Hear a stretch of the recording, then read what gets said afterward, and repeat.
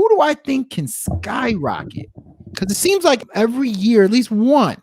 Honestly, on first look, I don't really see any superstars on there. For me, I would say this is the first time where I've seen multiple names that I've never heard of. Usually it's only one. And when I say never heard of, I mean musically never heard of them. We spoke about artists utilizing their social media, right? Artists creating that brand and making sure that their brand matches the music. But some people start out with that brand first and the music has to catch up, right?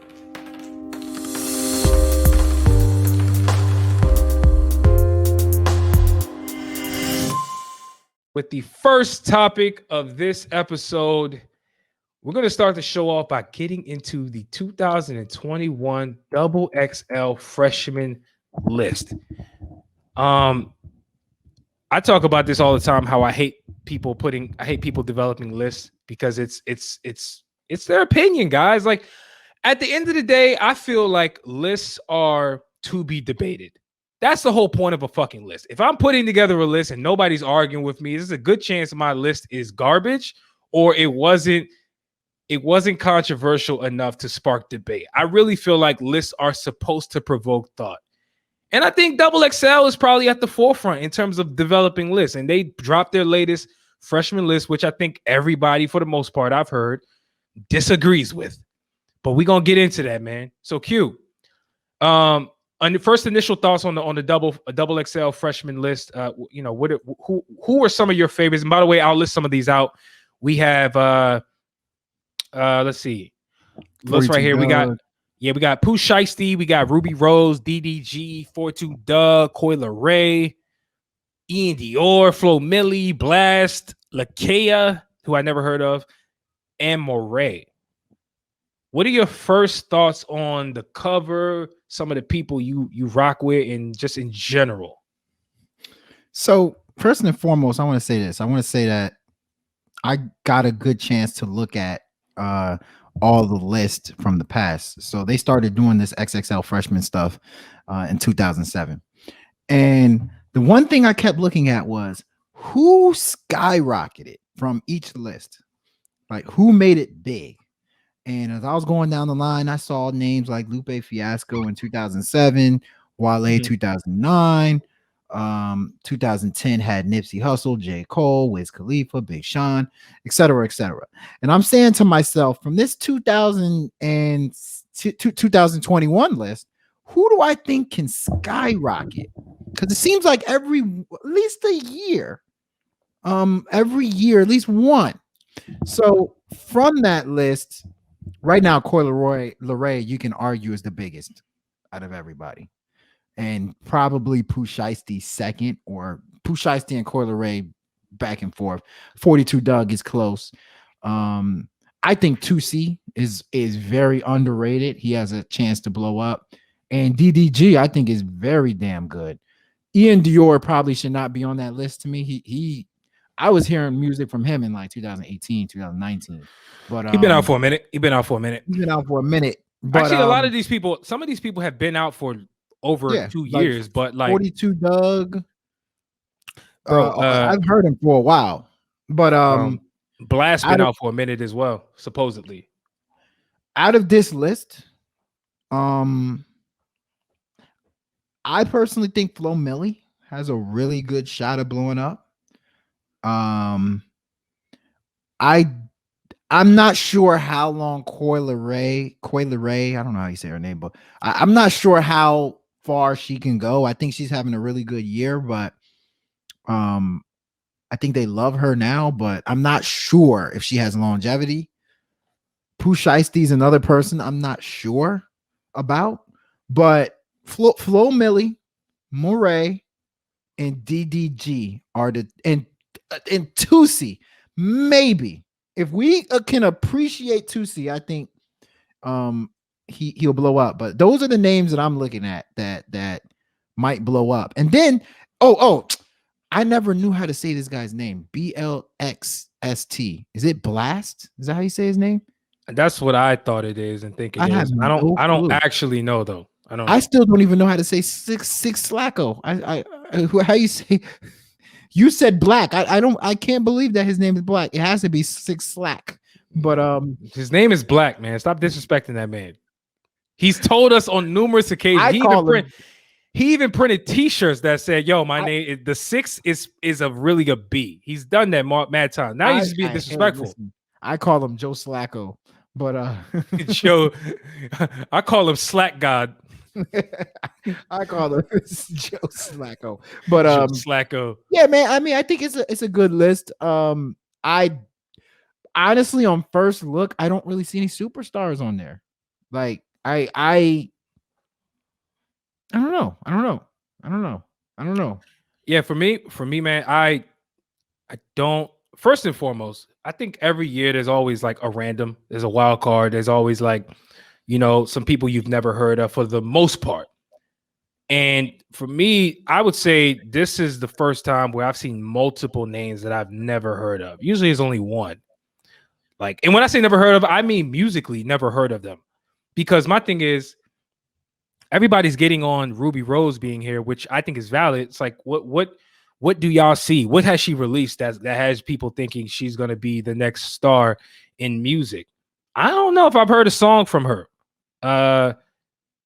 Another one, Lakea. I didn't even know who that was before this list dropped. Didn't even know. I never heard of her ever. Flo Milli. I've heard of Flo Milli. I remember last year there was a huge what seemed like a campaign for Flo Milli when she dropped that like a mixtape or something. Like, I remember like that it was trending heavily on Twitter one day, and I was like, who the fuck is Flo Milli? And I went and looked, and I was like, okay, it's not really the type of music I want to hear, but I could see how there's a lane for this. You know what I'm saying? Given what some of these other women rappers are doing, Megan Thee Stallion and so on and so forth, I see it. It makes sense. And she also seems like she can rap too. So I do think Flo Milli has some talent for sure, and she does have some potential. But Coi Leray, it remains to be seen if she's what I would consider a one-hit wonder. It remains. We'll see. But I will say this though, man. Some of the people that I'm high on this list, meaning I actually believe that they have the talent and they could potentially blow given time. I would say DDG. I would say 1 is DDG and 2 is probably 2C as well. Moray to me has the ability to really elevate and become a much bigger artist. So if there's a third and wildcard person I would throw in there, it will be him. I'm not really certain what I feel about 42 Doug at this point. And yes, I said 42 and not 42. Apparently that's how you pronounce it. And that's according to him. Dude, like overall, this list is kind of average to me. Like, I'm not really seeing a whole lot of stars, a whole lot of like flair. I don't know, man. Like, this is definitely not on the higher end of the XXL list that I've seen from them in the past. It's just this might be the hip hop game these days. The hip hop game is there's not one person that everybody's putting their stock in. They're just kind of putting their stock in a whole bunch of different people. I mean, what I do find very interesting about this list is that, I mean, look at the names. 42 Doug is from Detroit. Yep. Flo Milli's from Alabama. Moray's from Fayetteville, North Carolina. Pooh Shicey's from Memphis. Lakaya from Milwaukee. 2C from Raleigh. Ruby Where's Rose he from Raleigh, North Carolina. And Ruby Rose is from Kentucky. Damn. Ian Dior is from Puerto Rico. Corpus Christi, Texas. And DDG is from Michigan. It's Pontiac, Michigan. Michigan. So hip hop is in a really good place in terms of. Oh, you didn't mention Coi Leray. You didn't mention Coi Leray. I believe she's from like New York, New Jersey. She's from New Jersey and Boston. That's what it says. That's what it. Yep. So, it's hip hop. You know how they said like in the NBA, they always like the big market teams. They're always in the playoffs. And they're always winning championships. Give some love to the small market teams. Hip hop is kind of going that way, giving some love to the small market teams. And so while on a global scale, they may not be the biggest names to everyone, but this is now giving an opportunity for some of these cities to be able to say, we have a star, a potential star, and I'm pretty sure they'll go hard. Hip hop is no longer just New York, Atlanta, and LA.